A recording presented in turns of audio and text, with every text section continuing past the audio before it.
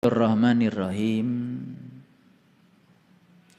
Assalamualaikum warahmatullahi wabarakatuh.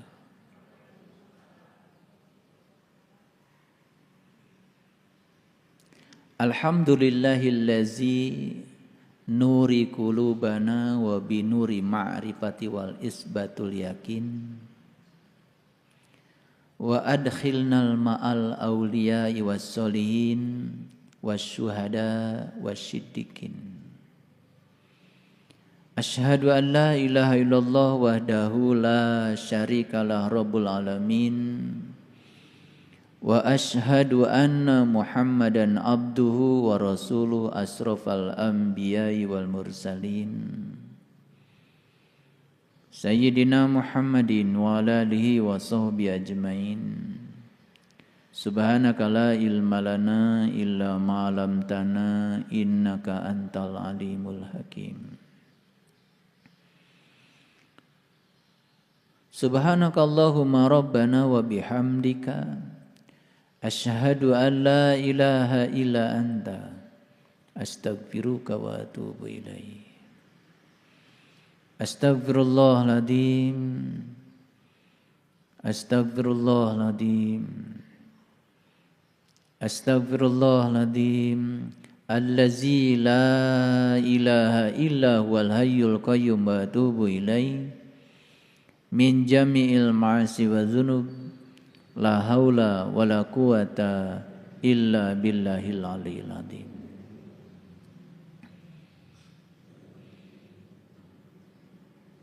Judul besar hidup itu bukan tentang menerima.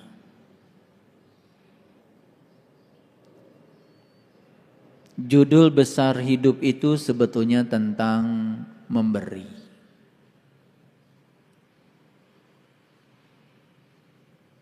Jadi kalau kita ingin bahagia, berikan saja lebih banyak kebahagiaan pada orang lain.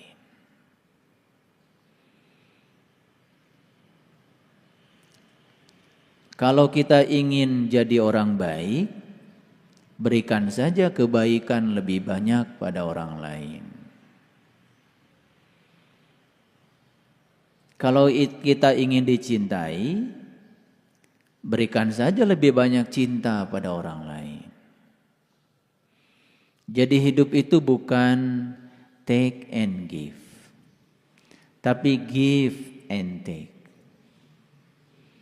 Hidup itu bukan menerima kemudian memberi.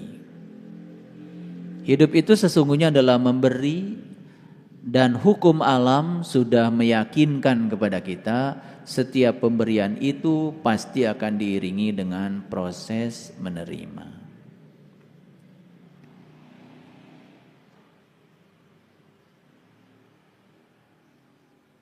Jadi aneh sekali kalau kita ingin bahagia, tapi terus menuntut agar orang lain melakukan sesuatu yang membuat kita bahagia. Tapi kita tidak membuat sesuatu bagi orang lain yang membuat orang lain bahagia. Aneh. Itulah yang kebanyakan dilakukan banyak orang yang awam. Saya bicara awam berarti berbicara tentang mereka-mereka yang belum mencapai kesadaran. Oleh karena itu para sahabat, berulang kali saya menyampaikan bahwa satu-satunya harta pusaka kita yang kita miliki saat ini adalah waktu yang tersisa dalam hidup yang entah berapa jam lagi. Kenapa saya sebut harta pusaka? Karena waktu itulah peluang yang diberikan semesta buat kita mengumpulkan bekal. Karena saat kita mati, kita tidak akan ditanya apa keyakinan kita. Pada saat kita mati, kita pun tidak akan ditanya apa baju agama kita. Pertanyaan kematian adalah satu, berapa banyak orang yang sudah kau bahagiakan dalam hidup?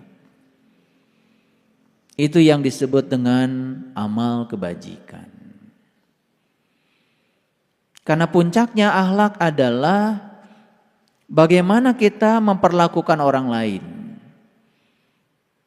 Itu sebetulnya. Itu puncaknya akhlak. Oleh karena itu, pada kesempatan yang penuh berkah ini, saya akan mengawali kajian kita dengan menyampaikan satu ayat yang membuat saya merinding kalau baca ayat ini. Dan disilahkan para sahabat untuk melihat tayangan di layar monitor. A'udzubillahi minasyaitonirrajim. Bismillahirrahmanirrahim. Falau anna lana karrotan fanakuna minal mu'minin. Maka sekiranya kita dapat kembali sekali lagi, niscaya kami akan menjadi orang-orang yang beriman. Siapa yang sedang berbicara ini kira-kira? Yang sedang bicara ini adalah orang yang belum mencapai iman. Baru akan beriman kalau mereka diberi kesempatan sekali lagi datang ke sini. Berarti orang ini sudah tidak punya harta pusaka yang bernama waktu yang saya sampaikan tadi. Sudah habis kesempatan untuk berbuat bagi dia. Maka dia merengek-rengek, maka sekiranya kita dapat kembali sekali lagi, niscaya kami akan menjadi orang-orang yang beriman. Mungkin dia dulu hanya mengaku sebagai orang yang beriman. Dan mengaku sebagai orang yang beriman, ya namanya juga mengaku. Belum tentu diaku. Klaim bahwa dia sebagai orang yang beriman tidak akan memunculkan ciri-ciri orang beriman. Dan aneh sekali kita sering membuat ciri-ciri orang yang beriman itu terkadang dengan sesuatu yang tidak pernah diajarkan oleh leluhur kita. Saya tidak menemukan satu hadis pun yang disampaikan Nabi Muhammad yang menyatakan ciri orang yang beriman itu, mohon maaf, rajin sholat misalnya. Gak ada. Ciri orang yang beriman itu rajin ke masjid. Gak ada hadisnya. Ciri orang beriman itu rajin bangun malam. Gak ada. Saya tidak menemukan. Ciri orang beriman kata Nabi, jika dia jalan mendapati satu ranting yang membahayakan orang lain dan dia tidak singkirkan itu ranting, dia tidak orang beriman. Jadi seorang Nabi Muhammad sekelas beliau membuat ciri orang beriman itu tidak dalam ritual. Tetapi sudah dampak dari ritual. Sudah jauh lebih dalam lagi. Sudah berbicara cinta, kepedulian, cinta kasih, welas asih. Itu yang diceritakan. Tidaklah disebut orang yang beriman jika dia tidur nyenyak sementara tetangganya tidak bisa tidur karena kelaparan.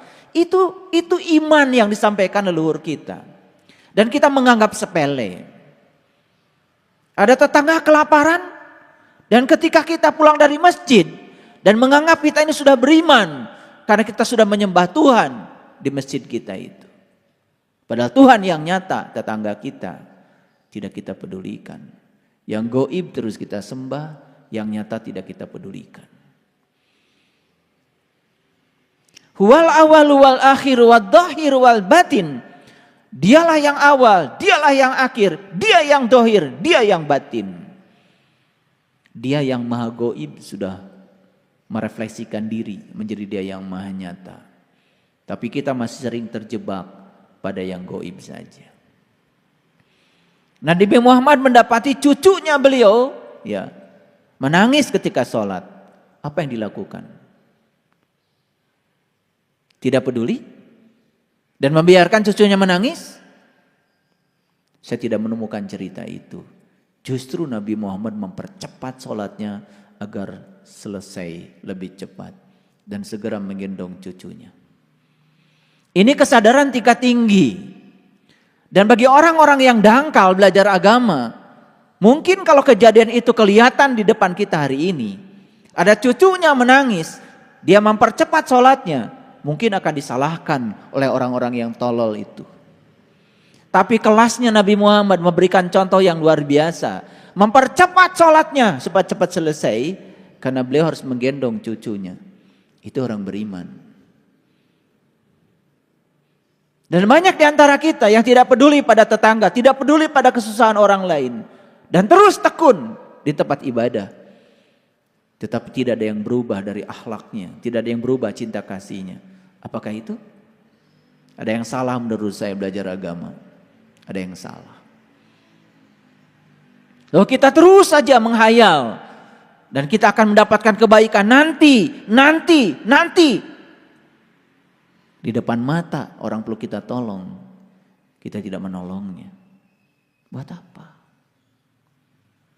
Hidup itu tentang hari ini, saat ini, di sini, sekarang. Bukan tentang masa depan. Makanya saya katakan di awal khutbah saya hari ini. Saya mengatakan hidup itu adalah tentang memberi. Hidup itu tentang mencintai. Hidup itu tentang kepedulian kepada orang lain. Karena kita sudah terbiasa untuk menjadi pengemis. Bahkan yang kita minta juga sebetulnya seorang pengemis.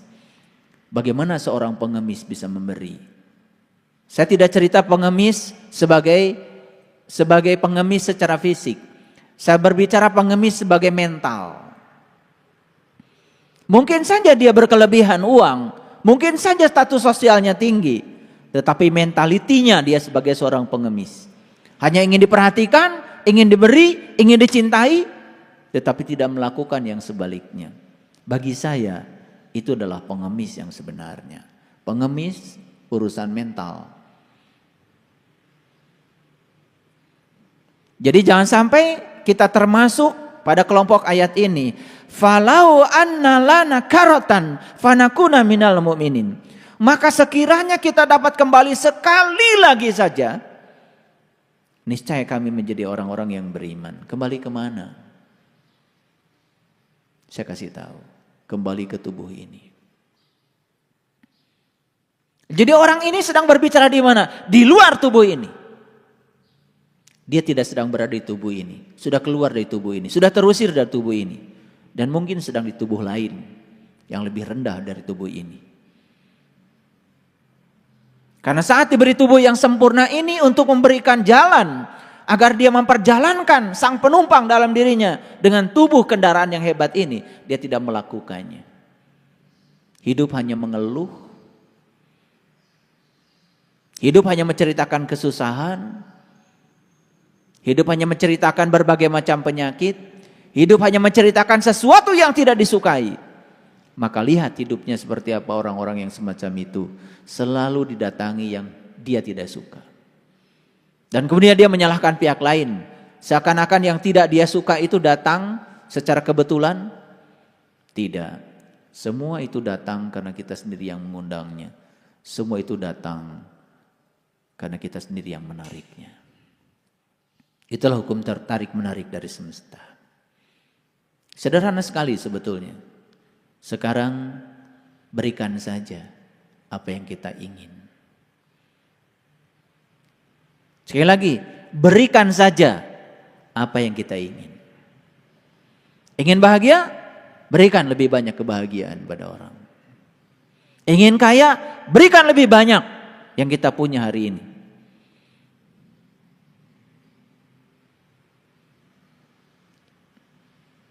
Ini tantangan dari saya.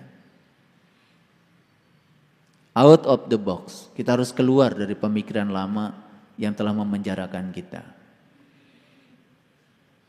Jalan-jalan lama yang sudah membuat kita terjerembab di jalan itu. Dan kita tidak mengalami kemajuan apapun. Tempuhlah jalan baru yang menakjubkan. Dan saya sudah memberikan di kajian yang sebelumnya. Ada judul di YouTube saya berikan. Jalan baru yang menakjubkan. Saya mengajarkan 7 jalan baru yang sangat menakjubkan. Dan saya tidak akan mengulang pada kesempatan ini penuh berkah ini. Para sahabat, itu ayat 102. Baru akan jadi orang yang beriman nanti. Kalau dikembalikan lagi ke tubuh ini. Karena memang satu-satunya jalan untuk membuat kita iman itu tubuh ini. Ini kendaraan terhebat yang disiapkan semesta buat mereka yang tahu dan sadar. Apa yang terjadi selama ini? Kendaraan ini malah dibiarkan begitu saja. Kendaraan ini hanya simpan di garasi. Dielus-elus saja kendaraan ini. Seperti punya mobil mewah tapi gak pernah dipakai. Hanya dicuci,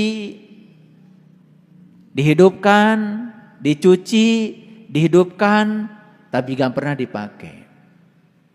Kita punya kendaraan semewah ini, hanya dimandikan, kasih makan, dielus-elus, ke salon, peot dikit takut, itu saja. Dan kita tidak pernah mempertanyakan buat apa Tuhan menciptakan tubuh yang sesempurna ini. Gak pernah mempertanyakan. Dan kenapa hari ini saya kok ditakdirkan untuk mendiami tubuh ini? Para sahabat, untuk memperoleh tubuh yang sempurna ini, kita itu sudah menabung kebaikan selama jutaan tahun. Hanya untuk memperoleh tubuh yang sempurna ini. Dan kita oleh Allah bukan sekedar diberi hadiah tubuh. Tapi kita pun sudah diberikan oleh Allah jalan untuk meniti ke dalam tubuh. Dipertemukan dengan seorang penunjuk jalan. Dibimbing bagaimana cara meniti ke dalam diri. Dibimbing bagaimana cara meningkatkan kesadaran. Dibimbing bagaimana cara memperoleh nikmat yang sesungguhnya. Apalagi. Makanya di Quran dikatakan, Rabbul masyriqain wa Rabbul maghribain, fabi ayyi ala'i rabbikuma tukadziban. Aku telah menunjukkan dua matahari kepadamu, satu matahari yang luar, satu matahari yang dalam di dalam dirimu. Nikmat Tuhan mana lagi yang akan kau dustakan? Matahari yang luar semua orang diberitahu. Tapi matahari yang di dalam diri kamu hanya kamu kata Allah yang diberitahu. Kok kamu mengabaikannya?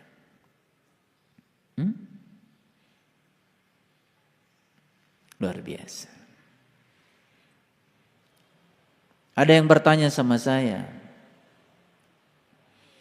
Kenapa Nabi Ibrahim ketika sudah menyaksikan matahari, beliau mengatakan, aku sudah berlepas dari dosa syirik. Itu diabadikan di Quran surat Al-An'am. Ketika beliau menyaksikan matahari, beliau mengatakan, wa ma ana minal musyrikin. Aku hari ini tidak termasuk lagi orang-orang yang mempersekutukan Tuhan dengan selainnya. Dan itu diabadikan menjadi doa iftitah oleh Nabi Muhammad. Kan itu yang kita baca setiap sholat, betul? Inni wajjahtu wajhiya lilladzi fataras samawati wal ardh hanifan wa ma ana minal musyrikin. Kapan kalimat itu diungkapkan beliau? Tepat saat beliau sudah menyaksikan matahari ruhani dalam dirinya.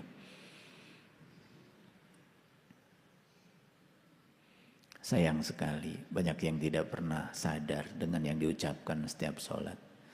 Cuman mengucapkan dan mengucapkan saja tanpa kesadaran. Ar-Rahman 'allamal Qur'an khalaqal insan 'allamahul bayan. Asy-syamsu wal qamaru bihusban wan najmu wasyajaru yasjudan. Itu di Quran dikatakan begitu. Matahari, bulan dan bintang-bintang. Was-samaa'a rafa'aha wa wada'al mizan alla tatghaw fil mizan Wa aqimul wazna bil qisti wa la tukhsirul mizan wal arda wad'aha lil anam fiha fakihatu wan nakhlu datul akmam wal habbu dhul asfi war rayhan fabi ayyi ala'i rabbikuma tukadziban. Tahu saja artinya rahasia surat Ar-Rahman. Luar biasa. Makanya Nabi Muhammad ketika tanya, ya Rasulullah, apa sih Ar-Rahman? Ar-Rahman, rahmadud dunya. Ar-Rahim, rahimud dunya wal akhirah.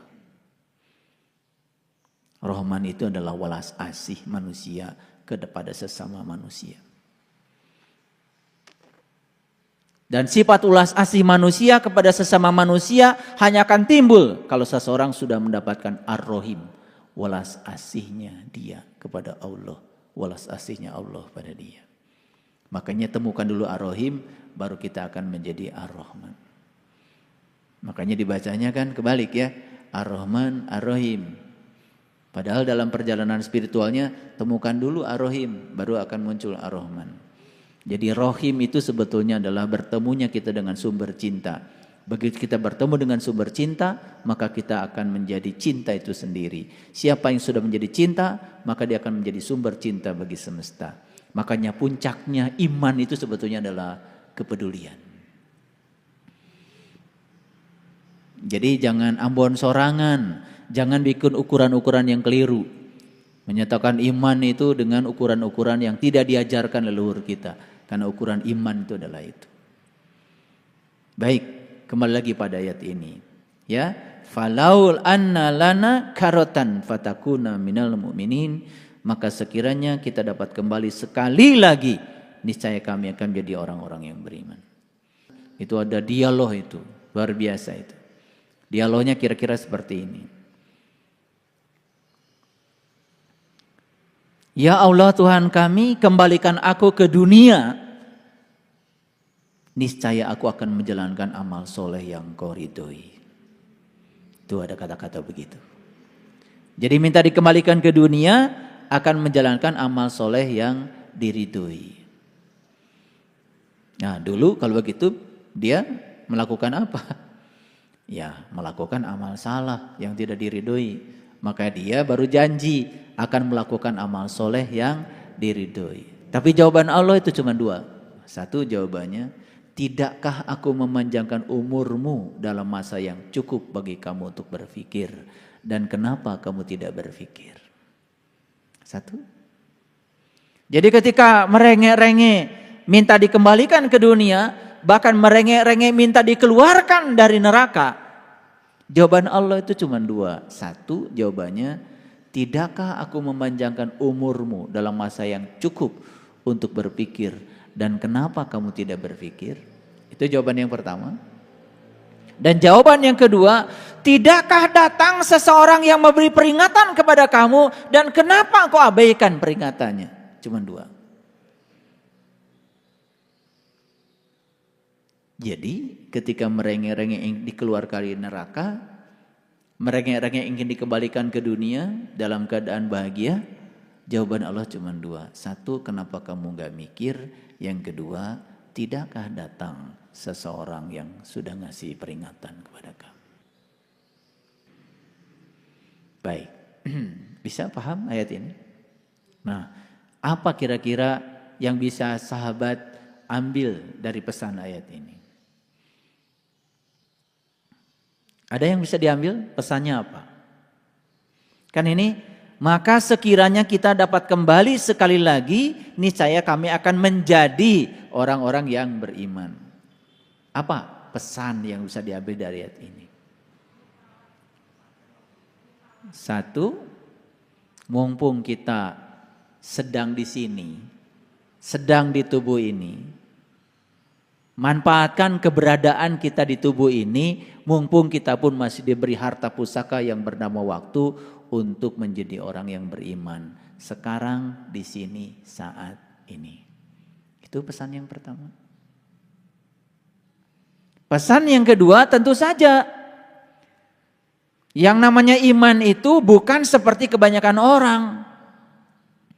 Tanya semua orang di semesta ini, apa artinya iman? Pasti semuanya jawabannya sama, iman itu percaya. Boleh nggak kita mengartikan iman percaya? Boleh, tapi percaya itu harus berdasarkan bukti. Dan selama ini kita tuh banyak mempercayai sesuatu yang kita sendiri nggak bisa membuktikan. Itu yang aneh. Padahal definisi iman kata Rasulullah, al-iman tasdikun bil qalbi wa ikrarun bil lisan wal amulun bil arkan. Iman itu urusan kolbu, urusan kolbu. Pembenaran oleh kolbu itu iman. Dan siapa saja yang sudah bisa membenarkan dengan kolbunya, pasti lisannya akan benar. Dan siapa saja yang lisannya sudah benar, pasti amal perbuatannya akan benar. Merembet menjadi lisan dan amal perbuatan. Kan mulainya dari mana? Dari kolbu. Kalau bahasa psikologi, ya kita tidak mungkin bisa berkata dan berbuat kalau tidak ada produk dari pikiran. Tapi pikiran yang mana? Pikirannya orang beriman dong. Dan pikirannya orang beriman itu satu. Pikirannya itu sudah dikendalikan oleh kesadaran. Hati-hati ya. Apa bedanya orang beriman dengan orang yang tidak beriman? Orang yang belum beriman, pikirannya merajai dirinya. Pikiran menjadi pengendali. Tapi orang yang sudah beriman, pikiran itu sebagai pelayan, bukan sebagai majikan.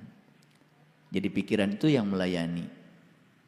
Dan majikannya dia itu adalah kesadaran. Aduh.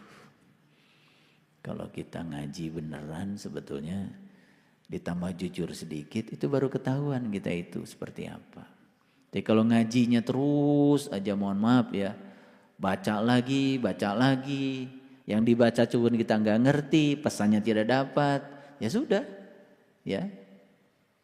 Jadi istilah orang Sunda mah itu namanya barho, ya bubar ya poho. Jadi tidak ada, ya, tidak ada bekas ngajinya itu nggak ada gitu, ya. Karena apalagi berbicara kesadaran, itu tidak ada.